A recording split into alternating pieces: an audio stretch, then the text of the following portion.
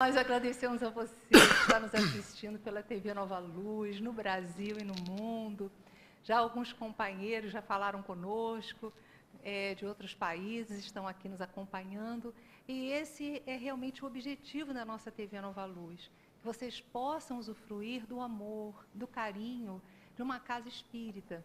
É uma casa espírita virtual, a gente sabe, mas ela tem o seu estabelecimento material também. Há tempos, alguns dias atrás, melhor dizendo, nós recebemos aqui na nossa casa, aqui em casa, uns companheiros que vieram ver as gravações de um dos programas. E aí nós perguntamos, de que casa espírita vocês são?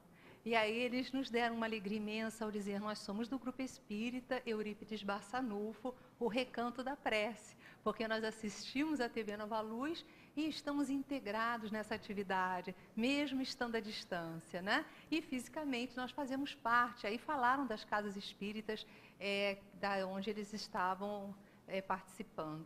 E isso é para nós, gente, é uma alegria infinita, porque é um processo e um projeto do professor Eurípides Barçanufo, desde a criação da fundação do Grupo Espírita Recanto da Prece, que uniu-se ao Eurípides Barçanufo, depois para juntos compormos essa tarefa. Então, seja bem-vindo você que está virtualmente conosco e todos que aqui estamos, haveremos de ter momentos de intensa espiritualidade.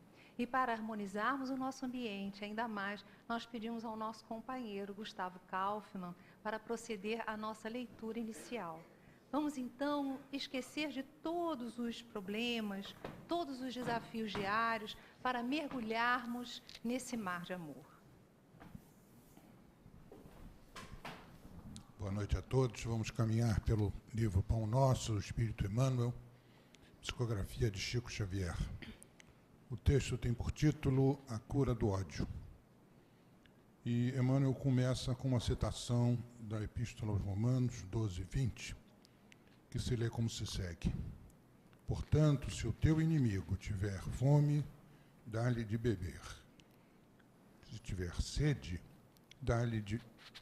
se tiver fome, dá-lhe de comer.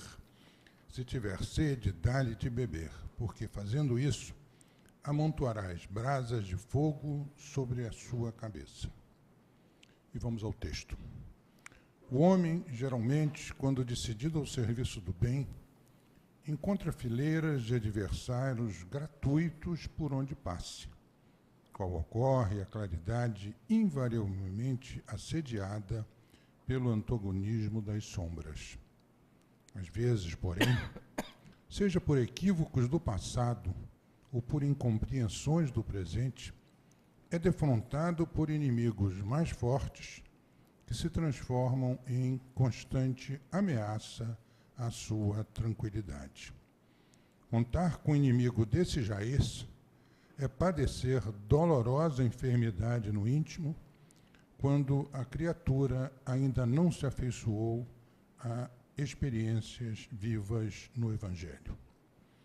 Quase sempre, o aprendiz de boa vontade desenvolve o máximo das próprias forças a favor da reconciliação.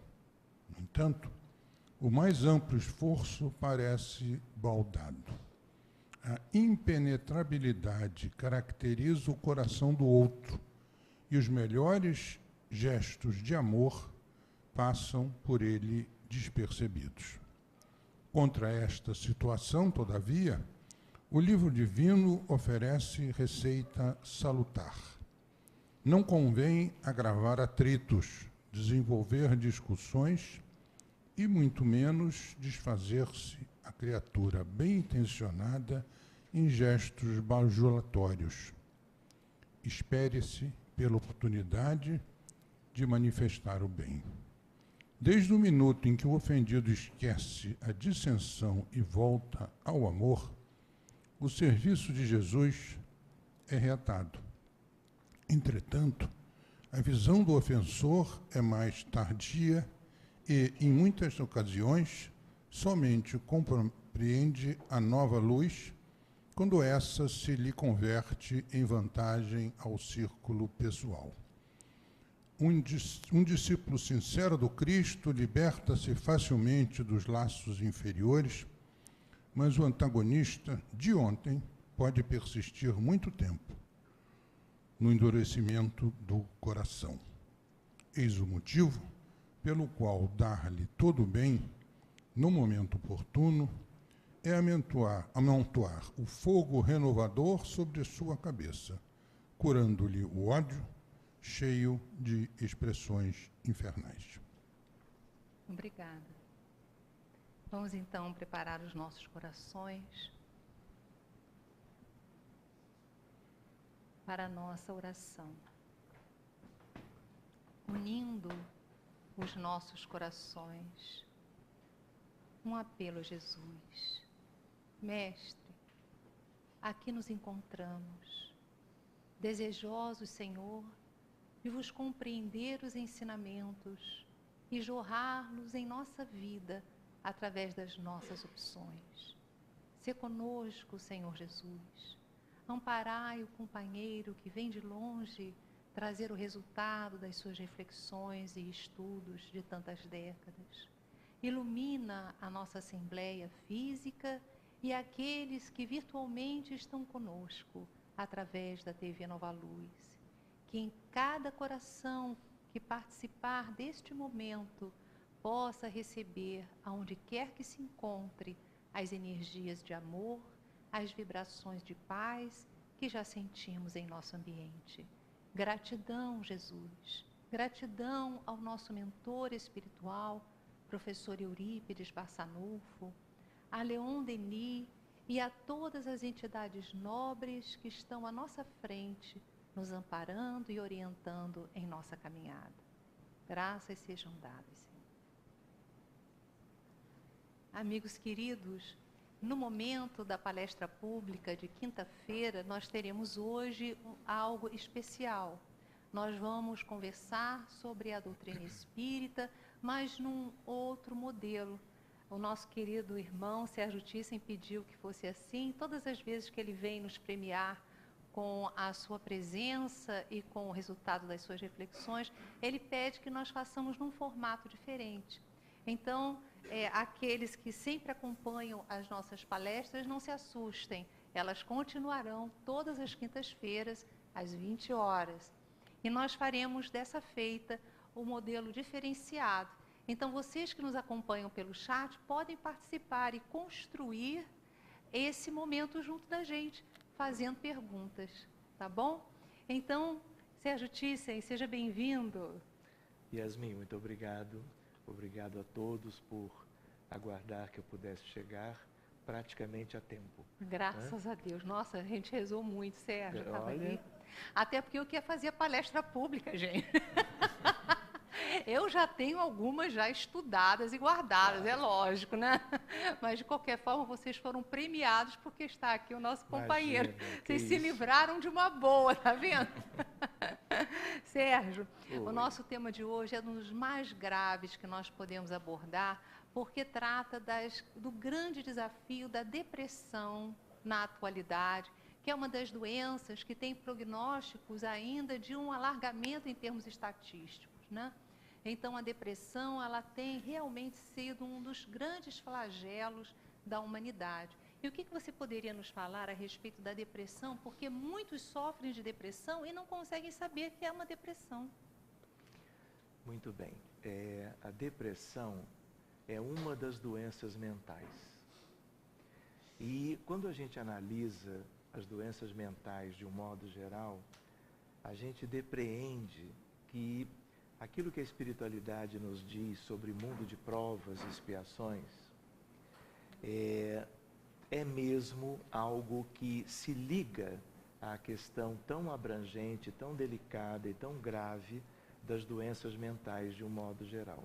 Antes de nós entrarmos na depressão ou na síndrome do pânico ou numa questão muito atual e muito importante, que é a questão das crianças autistas, fora todo um conjunto de demais doenças psiquiátricas ou mentais, nós nos lembramos que esta realidade é uma realidade própria de um mundo atrasado. de um mundo semi-primitivo, de um mundo chamado pela espiritualidade de provas e de expiações. A Organização Mundial de Saúde, alguns anos atrás, trouxe para os médicos, os profissionais de saúde, os profissionais ligados à doença mental, de um modo geral, que em torno de 60% das pessoas do mundo, naquela altura da pesquisa, tem algum transtorno mental. Se nós nos recordamos que somos 7,5 bilhões de encarnados, nós fazemos uma ideia dessa realidade. Estimativamente, pelo menos. E nós nos lembramos uma outra questão como espíritas, algo que os psiquiatras, vamos dizer assim, de uma formação convencional, não conhecem. É a ideia de um mundo espiritual que tem 12,5 bilhões de espíritos desencarnados. Ligados à esfera da Terra. Ligados ao planeta. Eles são habitantes do planeta. São aqueles que nós chamamos que estão na erraticidade agora. Já estiveram aqui, vão retornar para cá, tanto nós que estamos aqui hoje, vamos para lá, mais dia menos dia. É só para explicar esse termo erraticidade, que Kardec utiliza como sendo aquele período intervidas. Né? Então, quando nós desencarnamos, como nós teremos ainda que reencarnar em virtude das necessidades educativas que ainda temos, esse período que nós passamos no mundo espiritual, nos preparando, estudando, realizando, enfim, o que nos é possível, é chamado de erraticidade. Isso. Né? E como você bem lembrou, é um jeito que também eu gosto de dizer, o período intervidas. Só que o mundo espiritual de um mundo como a Terra, nós não conhecemos bem. Não é? Nós fomos começando a conhecer com a codificação, entramos num conhecimento muito melhor a partir das obras de André Luiz, né? Mas nós ainda não temos uma ideia de como é o nosso outro lado da vida. E a gente não pode esquecer que lá também é, ou diria, aqui, um lugar onde nós temos espíritos com grandes dificuldades. Se nós nos ativéssemos apenas aqueles que estão estudando, estão já nas colônias de melhor nível, isso seria, assim, extraordinário. Mas assim como nós temos um umbral médio, temos um umbral inferior, temos trevas, temos abismo. E essas regiões são muito populosas. Deste grande contingente de 12,5 bilhões, muitas pessoas estão, ou espíritos desencarnados agora, na erraticidade, estão vivendo as dificuldades próprias de um mundo atrasado. E muitos deles doentes mentais. Então, há uma psiquiatria do outro lado da vida. Há um conjunto de espíritos elevados, benevolentes, que cuidam de todos os aspectos ligados a todos que necessitam de cuidados. E grande parte deles, por exemplo, aqueles que desencarnaram a alguma altura da vida com o seu transtorno mental, eles vão para o mundo espiritual com os seus diagnósticos e com a sua realidade. Não é porque desencarnam que se veem livres das suas dificuldades, que não foram superadas quando ainda estavam reencarnados. Então nós precisamos entender como é que é o nosso mundo para termos uma ideia desse grande percentual de pessoas, de pacientes, do nosso lado, mas numa estatística que a ONU ou a Organização Mundial de Saúde ainda não avalia, não conhece, é uma estatística semelhante no mundo espiritual.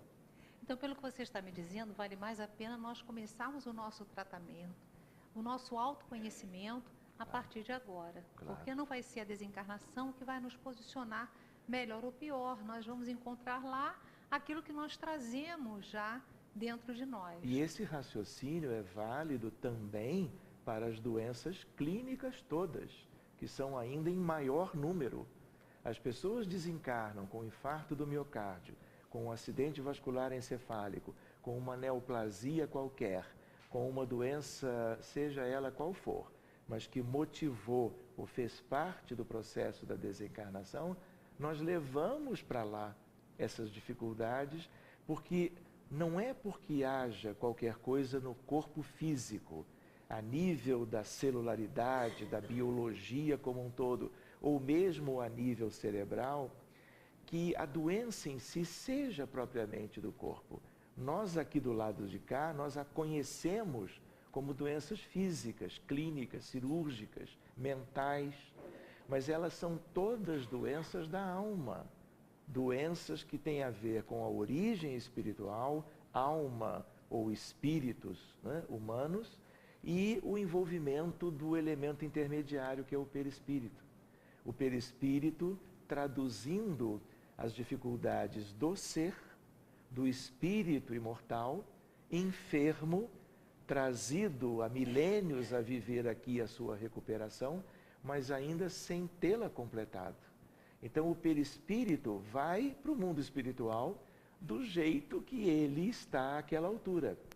E o que é a realidade? É encontrarmos através da vidência, através do desdobramento consciente, através das percepções de todos os médiuns que trabalham de uma maneira muito bonita, inclusive, nessa realidade, entende? O que nós encontramos do outro lado da vida. Então, só para fazer essa observação, antes de nós entrarmos na questão da doença mental em si, para nós não olvidarmos que a questão é ampla, é global, e que isto aqui, que é chamado de mundo de provas e expiações, ele é um planeta hospital. Nós somos internados aqui. Nós não tivemos alta ainda. E uma ideia para a gente, talvez, também refletir: quem reencarna é enfermo. Os que já não têm mais necessidades desse gênero não tomam mais novos corpos físicos. A não ser que venham por missão. Eventualmente. E mesmo missionários lindos, homens e mulheres, que tomaram da vestimenta física para nos ajudar e para nos conduzir no campo da filosofia, da ciência, da religião e da arte, muitos deles, a uma altura da vida, também vão manifestar dificuldades muito antigas, das quais não se desvencilharam ainda. Quantos e quantos espíritos na literatura espírita cristã vieram como missionários, mas, por exemplo, adoeceram de tuberculose e desencarnaram com 20 e poucos anos de idade, por uma doença que envolve uma infecção bacteriana por um germe específico, que é o germe da tuberculose. Então, nós estamos ainda muito distantes de conhecermos como é que isso tudo acontece, de onde vem essa realidade toda, e graças a Deus que nós temos, vamos dizer assim, todo um manancial de conhecimento proporcionado pela doutrina espírita, pela sua origem, o Espírito de verdade, o Cristo. Nós temos luzes como nunca tivemos, a bem da humanidade, para que nós não só conheçamos a nós mesmos individualmente e tratemos de fazer as mudanças necessárias para melhor, como compreendamos de uma maneira mais própria essa realidade, para nos encaixarmos no processo evolucionário, para não sermos meros espectadores, né? Testemunhas, mas estarmos empreendendo algo a bem de nós mesmos como indivíduos, mas também a bem da coletividade, maior ou menor, de acordo com a capacidade de cada um de amar e de servir.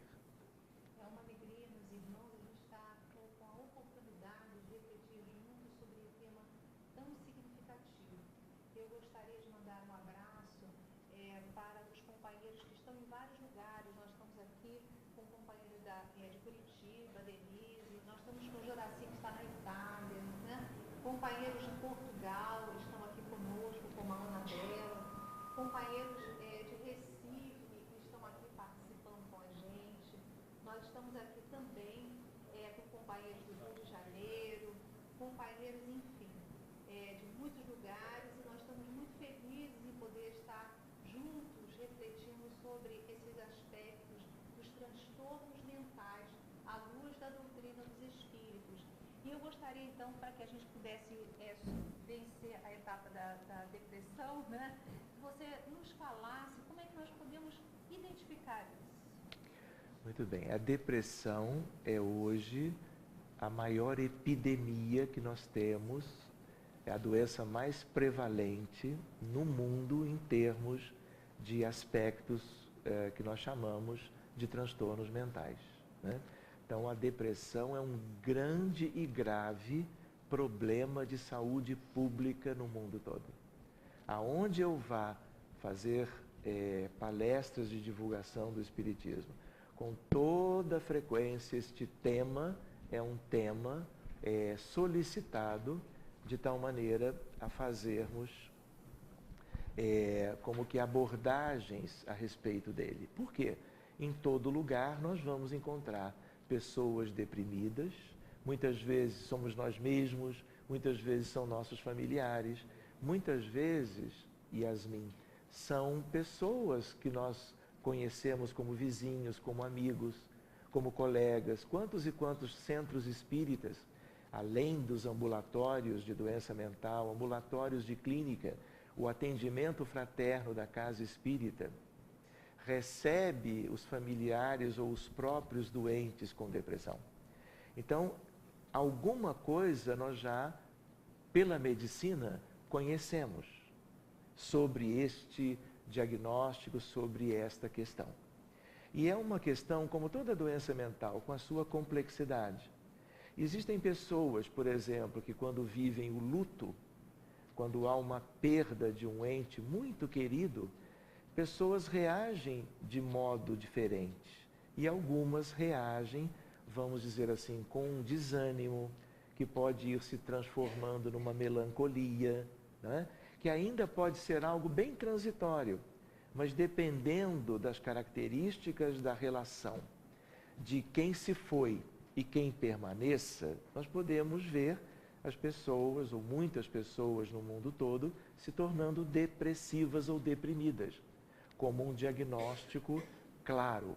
Toda pessoa que tiver mais de 2 semanas com uma tristeza importante, não é? A ponto de prejudicar as suas atividades do dia a dia, passou de 2 semanas, se acende a luz amarela, né? E quanto mais se prolonga, a tendência é acender a luz vermelha. E o que acontece? A depressão, além de ser, do ponto de vista numérico, o maior problema psiquiátrico do planeta, do mundo, das pessoas, ainda assim, a depressão é como que algo que se liga a um problema maior em medicina e em saúde pública, que é o suicídio. Se existe alguma questão mental, estatisticamente, que mais se liga a este sério problema da humanidade, nós temos uma desencarnação por suicídio no planeta a cada 40 segundos. A Organização Mundial de Saúde e as organizações médicas de todos os países, especialmente os países assim um pouco mais preparados para lidar com este grande problema, mantém alertas e trabalhos ligados ao despertar do conhecimento da comunidade para o problema, para que tenhamos menos casos. Cada pessoa que comete o suicídio, muitas vezes tentou fazê-lo 10 vezes antes. Então, os alertas têm que ser conhecidos. E muitas vezes a gente pensa assim, mas se a pessoa está anunciando, está dizendo que vai se suicidar, é porque no fundo ela não deseja.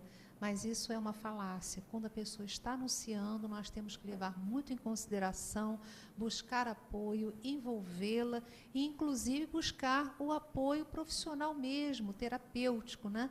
Além daquilo que a Casa Espírita pode oferecer, que são os estudos, é o passe, é a reunião de desobsessão, mas há necessidade de um amparo terapêutico. Então, Yasmin, por exemplo, uma mulher, e eu tenho casos assim, que tenha lançado mão de realizar o aborto induzido, 1 ou 2 ou até mais vezes, frequentemente mais adiante, alguns anos depois, pode se tornar deprimida.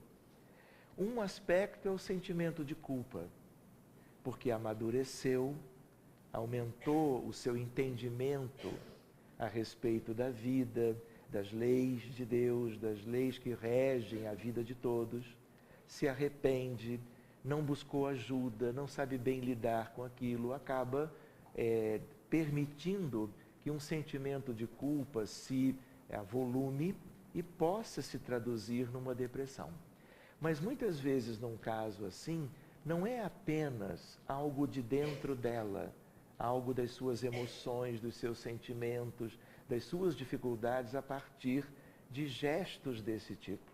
Muitas vezes as vítimas desencarnadas, porque o aborto induzido é uma desencarnação violenta, né?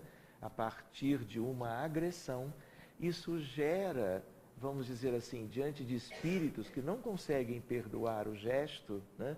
Tanto da mãe, quanto do pai, quanto da avó, quanto do profissional de saúde, todos que se envolveram naquilo, mas especialmente quanto à mãezinha. E isso pode gerar uma sobrecarga emocional por uma ação, às vezes até claramente, que nós chamamos de obsessão, no sentido de querer que aquela que impediu o renascimento dele sofra. E aí nós temos um processo obsessivo, fazendo parte, vamos dizer assim, da depressão. Muitas vezes, mesmo que o espírito se mantenha na forma fetal e ele não despertou depois da curetagem uterina traumática, ele ainda assim se mantém atrelado ao psiquismo da mãe. E ele pode ser visto na forma fetal, mantendo esta ligação num centro de força qualquer ou em mais de um, e ele é um elemento que, mesmo inconsciente, ele pesa sobre a economia espiritual da mãe. E isso ajuda a que ela perca as condições de lidar com tudo aquilo, e a depressão vem com mais facilidade. Quando nós vamos tratar os casos de depressão com a abordagem que o Espiritismo permite no trabalho mediúnico, sério, de desobsessão, de assistência aos desencarnados, mais a fluidoterapia, todos os dias nós nos deparamos com pacientes deprimidos, homens e mulheres de todas as idades. Quantas vezes já se tem notícia de jovenzinhos, de crianças deprimidas e tentando suicídio? Eu ia lhe perguntar a respeito disso. Dr. Sérgio Thyssen, né, médico de tantas, não vou falar muitas décadas, não, vamos parar por aí? 2 no máximo. Bom. Na sua clínica, há possibilidade de uma criança sofrer de depressão? E eu até queria dizer, muito mais do que clínica, não é? No meu trabalho, vamos dizer assim, de consultório, muito mais no centro espírita, onde nós trabalhamos há muito tempo, todas as semanas, com equipes preparadas, capacitadas, para lidar, a partir do atendimento fraterno, a partir do trabalho público doutrinário, com os recursos que a espiritualidade disponibiliza nas atividades sérias de cuidado para com pacientes encarnados e o grupo de desencarnados que faz parte do contexto de adoecimento a nível de qualquer doença grave, e não é diferente na doença mental. E como é que nós poderíamos, o que nós poderíamos falar com as pessoas que já percebem que estão envolvidas com a questão da depressão? A primeira ideia, buscar tratamento. Eu tinha ensejado comentar, mas deixei para o agora. A depressão, ela precisa ser diagnosticada. É válido também considerar que muitas vezes vizinhos, colegas, amigos e até médicos despreparados rotulam alguém de depressão ou que tenha depressão, mas não é um bom diagnóstico. Às vezes é uma tristeza passageira, algo próprio de quem oscila no dia a dia, nas circunstâncias desse mundo, vamos dizer assim, com as suas dificuldades. Mas, então, Existe o diagnóstico que é exagerado, estatisticamente, pessoas são rotuladas de deprimidas, e o colega, muitas vezes, medica com antidepressivos. Antidepressivo é hoje a medicação mais prescrita no planeta Terra. Aliás, também porque nós só conhecemos este, né? Então há uma tendência quase que para pequenas sugestões de que o diagnóstico seja de depressão, que a pessoa use o antidepressivo. E isso não é bom. O diagnóstico excessivo, incorreto, traz problemas, inclusive pelo próprio estigma, pela rotulagem do diagnóstico. Isso vai acarretar algumas dificuldades. Do outro lado, nós vamos encontrar pessoas que são depressivas, têm depressão, mas o diagnóstico não vem, porque alguém não sugeriu que procurasse um profissional de saúde, né? Alguém da área da doença mental, psicólogo, psicanalista, psicoterapeuta, psiquiatra, né? E aí não vindo o diagnóstico, muitas vezes o diagnóstico, Yasmin, vem do clínico, antes de vir a um profissional de doença mental. E o clínico tem um papel importante, ele deve conhecer estas coisas para bem fazer um diagnóstico correto. Mas também, então, existe isso. Pessoas que têm depressão e que demoram a chegar ao profissional preparado para o diagnóstico e acompanhamento terapêutico. Então, a gente precisa lembrar, a depressão, ela é um problema médico. Ela precisa de profissional de saúde, competente, abalizado, para lidar com aquilo da maneira mais própria. Mas a gente sabe, como espíritas, que nenhuma doença grave existe com o paciente sozinho. Sempre existe um contexto espiritual que é atual, mesmo que ele tenha sido originado em vidas passadas. E aí entra o papel do centro espírita, que possa cuidar dos aspectos espirituais. E a gente lembra, Yasmin, esses aspectos são causais. Então, por mais que a gente ainda fale que a abordagem espírita da doença mental, ela é como um coadjuvante do tratamento, num certo sentido, o coadjuvante é o tratamento médico, com a medicação, né? Porque se você atuar nas causas, porque as medicações, muitas vezes, a melhor boa vontade do colega profissional de doença mental é no sentido de ajudar o doente, mas ele está lidando com questões secundárias, às vezes. Ele está lidando com questões, vamos dizer assim, aparentes, visíveis. Porque a medicina, de um certo modo, e a psiquiatria em particular, ela tem evoluído, tem progredido, mas ela ainda está muito aquém da nossa realidade para diagnóstico e terapêutica. Então, assim, doentes com depressão vão ser medicados. Você tenta suspender a medicação mais adiante, o paciente piora tudo de novo, porque você não atuou nas causas. Você atuou com a medicação antidepressiva na neuroquímica cerebral, aumentando os níveis de serotonina, dopamina e outras substâncias. Mas isso não é cura. Isso é como um tratamento paliativo. Mas como é o que se tem, é o que se faz, por enquanto. E aí vem a medicina nova, que depende do conhecimento espírita. Mas não apenas dos mecanismos. Porque uma coisa é você entender a participação dos erros, das transgressões das leis divinas das vidas passadas nos dramas atuais. Isso é uma coisa. Lei de causa e efeito, isso faz muito sentido. Outra coisa, a mais e linda, é você poder abordar isto, fazendo com que, em vez de você ter uma medicina que você cuida do doente, individualidade, que agora tem um diagnóstico e você vai cuidar de espíritos, que são tão humanos como o doente encarnado. E a única diferença é que eles não têm o corpo físico, mas eles têm tudo mais. E eles precisam ser abraçados, valorizados, identificados, acolhidos pelas atividades mediúnicas da casa espírita. Nós temos que avançar nesse sentido. E isso não é só para a depressão, isso é para transtorno obsessivo compulsivo, que é o TOC. Isto é para o doente bipolar. Isto é para o doente que tem, por exemplo, síndrome do pânico. Isto é para os doentes demenciados. Isto é para doentes que têm autismo, espectro autista.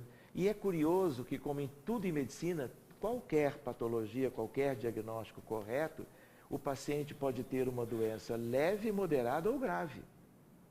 E, por exemplo, a depressão grave, ela é tipicamente associada a tentativas de suicídio ou suicídio concreto. Então, nós temos aí, vamos dizer assim, um contexto imenso para cuidar. Mas para cuidarmos bem, nós temos que estudar isso tudo. Quer ver uma coisa curiosa? Eu quase não te deixo falar, né? E eu estou com umas perguntas aqui então eu vou que ficar não quietinho. querem calar. Então eu vou deixar você perguntar. Não, pode falar, pode falar. Não, o que eu ia dizer, olha uma coisa interessante para nós todos, né? Depressão, a gente encontra na matéria do corpo físico, a nível, vamos dizer, da córtex cerebral, nós encontramos a diminuição dos neurotransmissores, das substâncias. E aí, o que acontece? Os colegas psiquiatras entendem que isto é o grande problema. Então, vamos usar a medicação, e aí, então, as substâncias vão aumentar, o paciente, em geral, tem uma melhora, mas isto ainda não é a medicina que nós precisamos. Então, o que acontece? A cada período de progresso da medicina e da psiquiatria, nós que achávamos, por exemplo, você faz uma ressonância, uma tomografia num doente com depressão, você não encontra nada. Mas você sabe que na bioquímica cerebral, não é, as sinapses dos neurônios estão afetadas pela falta ou diminuição dos neurotransmissores. Vamos partir para uma outra doença, o autismo, por exemplo, né? Nós temos um crescimento exponencial de casos de autismo nas últimas décadas. Era uma doença que você mal tinha ouvido falar há um pouco mais de tempo atrás. Hoje, nós temos o mundo se debruçando no sentido de entender melhor. De novo, se você submete as crianças às ressonâncias e tomografias, métodos de imagem de alto nível, né, com grande sensibilidade, ainda assim, praticamente você vai ter cérebros normais. Mas agora, com o avanço da ciência e da medicina, você encontra nuances delicadas, cérebros que mostram diferenças em relação aos cérebros normais. Mas aí alguém poderia pensar, como na depressão, então o problema está aí. Autismo e diminuição dos neurônios espelho. Isso já se conhece. Autismo e alterações do neurodesenvolvimento e cérebro inflamado. Isso é de últimas semanas do avanço da medicina. Perdão. Mas, ainda assim, tudo aquilo que nós vamos encontrando no cérebro, nas questões diminutas do tecido cerebral, ainda assim é secundário. Então, a nossa medicina convencional, ela está procurando, está encontrando. Mas a tendência é de nós termos que ainda avançar, porque na origem tudo é espiritual. Gente, olha só, doutor Thyssen, vou ser franca, é tanta pergunta que eu vou começar a ficar depressiva aqui. Tem tratamento. Tem tratamento. Nós vamos ter que fazer o seguinte, faz um acordo na frente de todo mundo de voltar aqui para a gente mergulhar mais. Claro. Vocês gostariam? Sim ou não? Claro. Eu acho que o pessoal não almoçou. Gente, sim ou não? Sim. Ah, bom, então tá bom.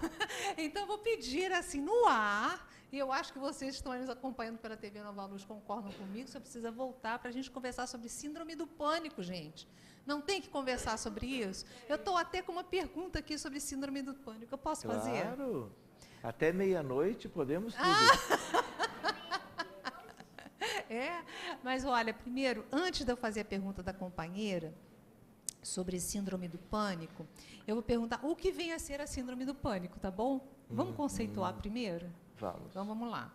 Síndrome do pânico é um transtorno mental bem conhecido nas suas manifestações. É um transtorno de ansiedade, como outros. Então, há um conjunto de características.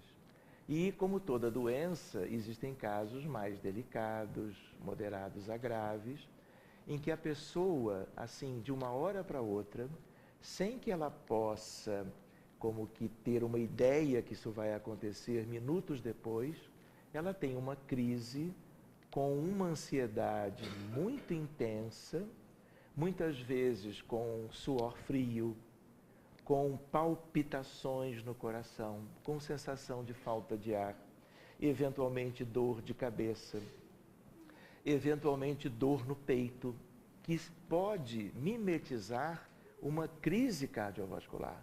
Numa emergência qualquer, às vezes o colega de plantão, já me aconteceu e acontece com todos, pode ter dificuldade de separar uma crise típica de pânico com um infarto do miocárdio.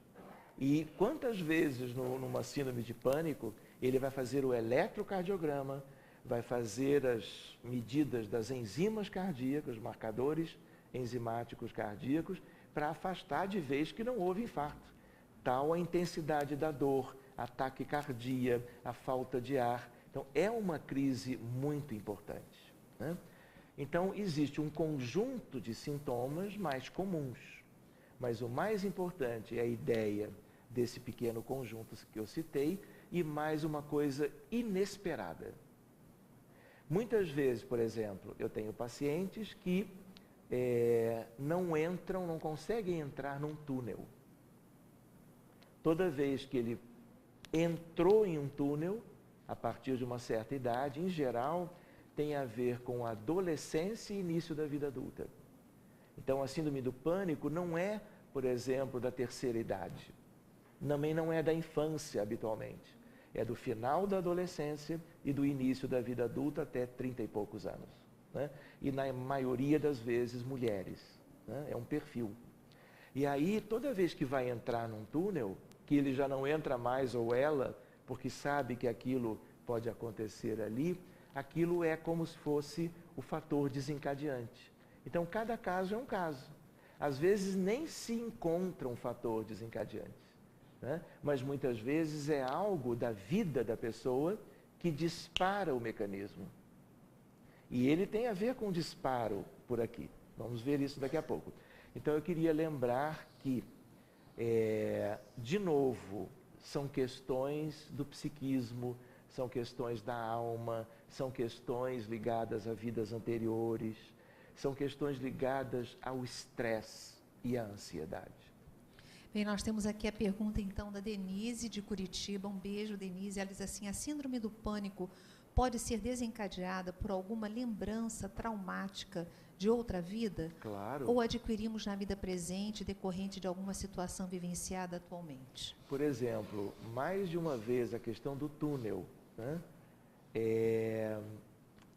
Quando nós fomos buscar o atendimento espiritual, e nós fazemos isso rotineiramente para cada paciente de doença mental, muitas vezes, quando o caso é leve, a gente usa de outros recursos mais simples, né, da casa espírita. Mas quando era um recurso uma situação mais importante, com um quadro clínico mais relevante, mais intenso, né, nós sempre encaminhamos para a reunião de assistência aos desencarnados ou desobsessão, em moldes próprios, para se lidar com este conjunto, com o qual a equipe dos médiuns, muitas vezes médiuns médicas, se deparam. E o que elas veem, nós tratamos de cuidar. Porque o que elas veem é realidade no mundo espiritual e é do levantar do véu do plano maior para nós sabermos e cuidarmos a partir da equipe encarnada. Eu, certa feita, estava conversando com uma prima e me abriu a potencialidade da vidência que de vez em quando se apresenta, né? Então, eu olhando para ela, de repente me veio uma imagem de uma pessoa de dedo em riste, como se fosse um espírito adentrando no ambiente e gritando com ela. Imediatamente ela teve um esgar mesmo de pânico, começou a sentir-se mal. Ela não viu o espírito, mas percebeu aquele envolvimento energético daquele agressor, daquele perseguidor. A gente pode associar a síndrome do pânico também a perseguições espirituais? É típico, mas não apenas do pânico. Muitas vezes tem a ver com a depressão, muitas vezes é um caso de epilepsia, de convulsões. Nós temos casos assim muito interessantes. Vai passar da meia-noite. Olha só, gente. Então, voltando ainda para a pergunta daquela moça de Curitiba, né? Então, a Denise, coisas de outras vidas, túnel, por exemplo. Muitas vezes algo aconteceu, por exemplo, um terremoto, um desmoronamento, muitas vezes algo de um sofrimento análogo, e aí as coisas da vida atual, do lado de cá, servem de gatilho para promover como que uma perturbação na memória dos fatos antigos. E dependendo das condições de cada pessoa, aquilo pode, se ela não tiver resiliência para aquilo, aquilo pode desencadear a crise.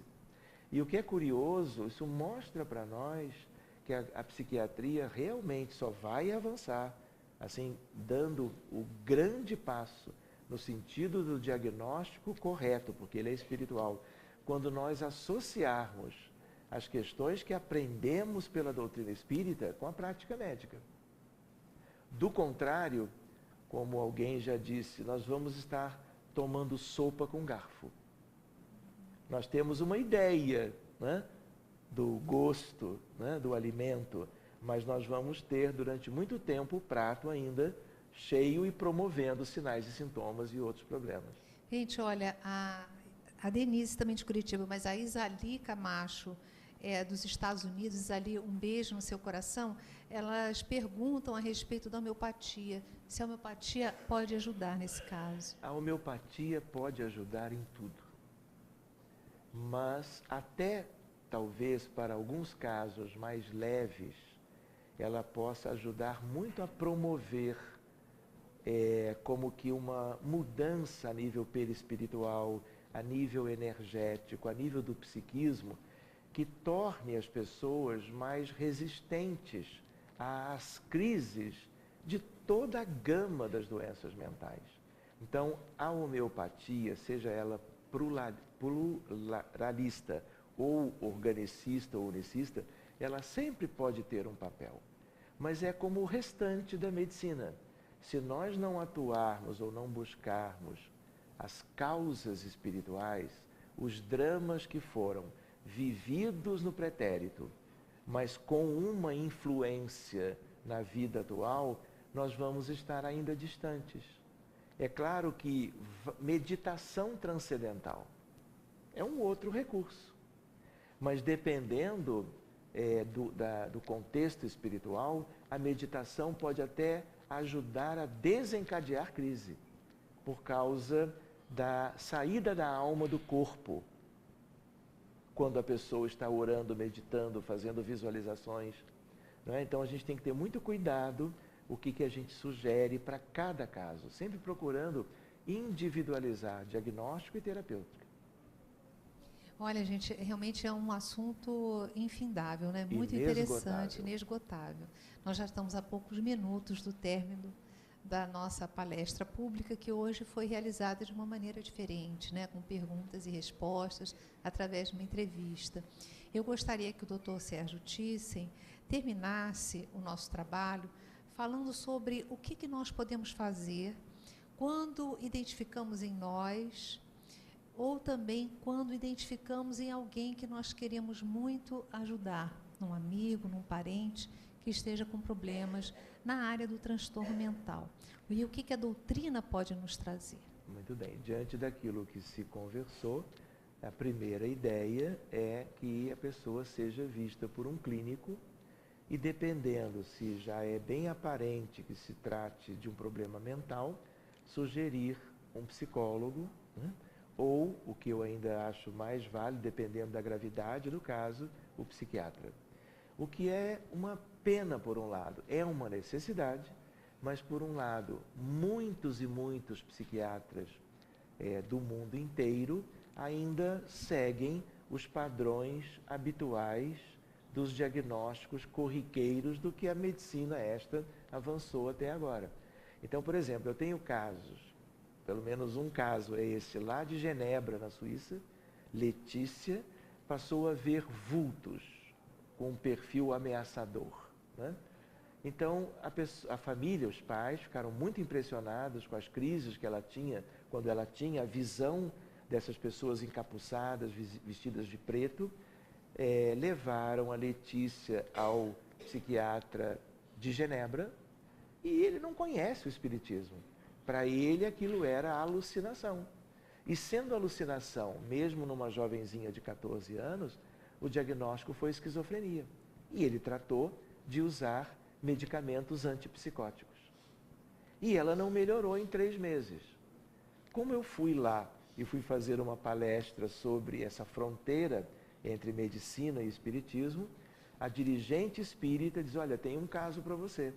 Organizamos o encontro dos pais da moça comigo, fizemos uns comentários próprios, inclusive colocando: olha, isso não é esquizofrenia. E ela vai melhorar desde que o tratamento seja apropriado.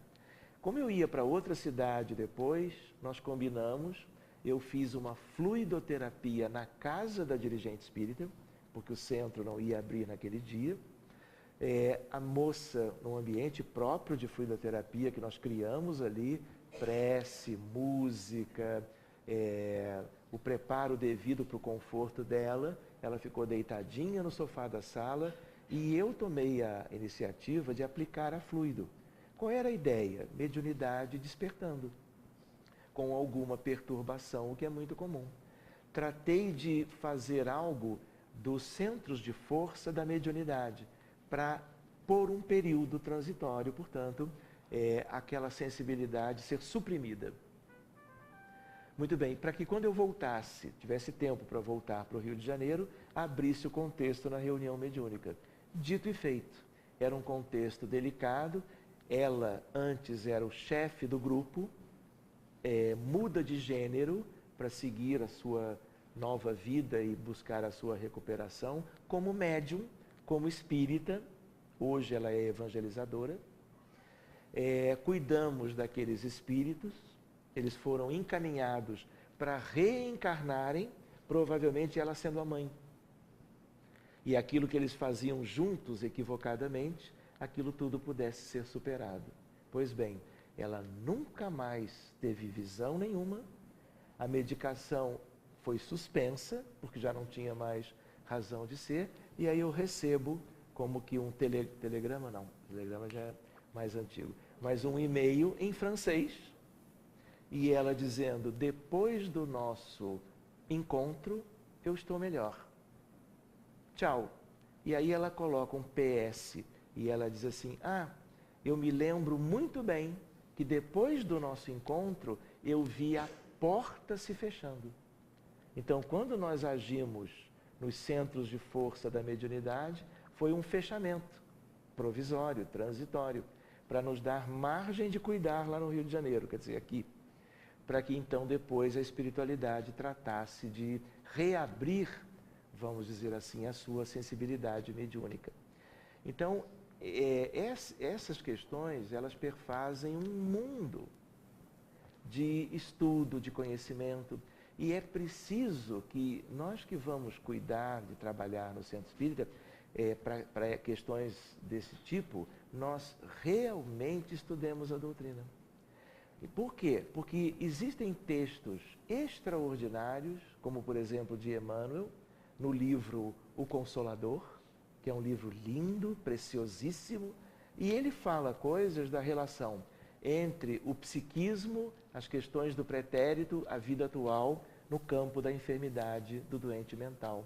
Se a gente faz uma leitura, vamos dizer assim, um pouco mais superficial, a gente não guarda.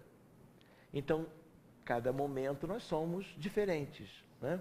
Mas quando você está ligado a essas problemáticas e querendo absorver o conhecimento, às vezes nas entrelinhas, que é a espiritualidade, o livro Consolador, ele foi publicado, se não me falha a memória, em 1940. É um dos livros astros, dos 88 livros astros da mediunidade de Francisco Cândido Xavier. E aí nós vamos encontrar, né, nestes grandes autores, coisas extraordinárias, nos dando uma base. Olha, isso agora é para vocês. Conheçam, estudem, se dediquem e façam as devidas correlações e vão em frente no sentido de ajudar os doentes que se multiplicam no mundo. Ai, doutor Sérgio Thyssen, nossa gratidão por tantos esclarecimentos, tantas orientações, nos abrindo os olhos através dessa reflexão a respeito dessa realidade espiritual pujante. Eu queria só lembrar, agradeço também a oportunidade, mas dizer que apesar desse entusiasmo, né, nós somos aprendizes. Nós temos uma longa caminhada, não só porque o conjunto dos pacientes merecendo cada vez um melhor tratamento, ele é imenso, mas também porque nós ainda somos, ainda mais encarnados, limitadinhos no sentido de o que fazer com tudo isso. Mas existe essa fronteira, nós temos participado de congressos de alto nível da psiquiatria mundial, onde essas coisas são aceitas, no sentido de colegas que se reúnem, por exemplo, em Madrid, em 2014, eram 5.500 psiquiatras do mundo inteiro. E eu enviei o resultado desse trabalho no Centro Espírita, porque o meu consultório, em geral, eu lido com outras questões, né?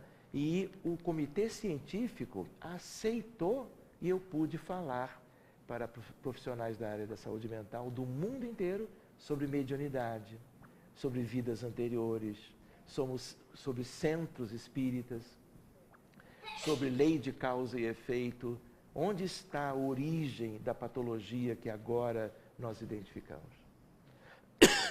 Então, temos um longo caminho como aprendizes durante muito tempo. Muito obrigada, doutor Sérgio Thyssen. Temos um longo caminho, mas já somos tão gratos aos esclarecimentos que essa doutrina tão confortadora e esclarecedora nos traz, né? A nossa visão acerca de tantos desafios que para a medicina atual, alguns são até quase que insuperáveis, né?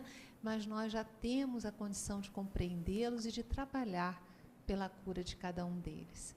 Nós vamos convidar a todos para a nossa prece final. Estamos agora nos preparando, daqui a pouco iremos começar com o passe na nossa casa espírita. Você que está participando, eu agradeço a todos os que enviaram mensagens. Teve uma mensagem linda aqui, agradecendo à TV Nova Luz, ao Grupo Espírita Eurípides Bassanufo, por estarmos juntos nesse processo, né, por a pessoa estar com a oportunidade, ela diz assim, é a Anabela de Portugal, boa noite a todos, gratidão a toda a equipe da TV Nova Luz e a essa casa espírita abençoada, que Jesus abençoe a todos. Anabela de Portugal, um beijo, Anabela, um beijo a todos os companheiros que estão nos assistindo, sintam-se aqui conosco emocionalmente.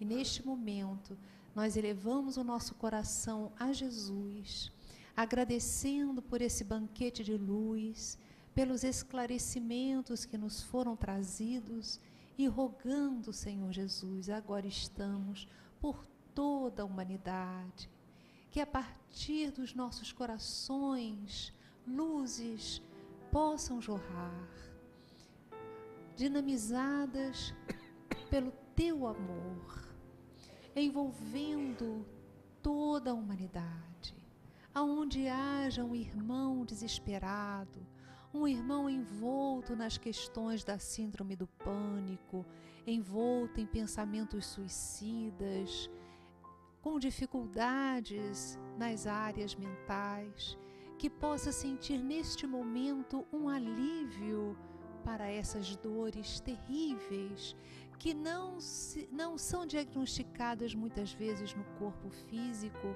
mas que estão dentro das questões perispirituais, dos desafios da alma humana. Ó Senhor Jesus, cuida de nós, que neste momento luzes possam envolver todos os lares, que possam envolver os nossos amores, aonde quer que eles se encontrem, no plano material ou no plano espiritual. Que neste momento todos aqueles que ocupam a nossa mente recebam as energias sagradas que nós percebemos que estão neste ambiente de luz. E, Senhor, pedimos igualmente por aqueles que se julgam nossos inimigos, que eles recebam essas vibrações de paz e que todo o mal, toda desavença seja neutralizada.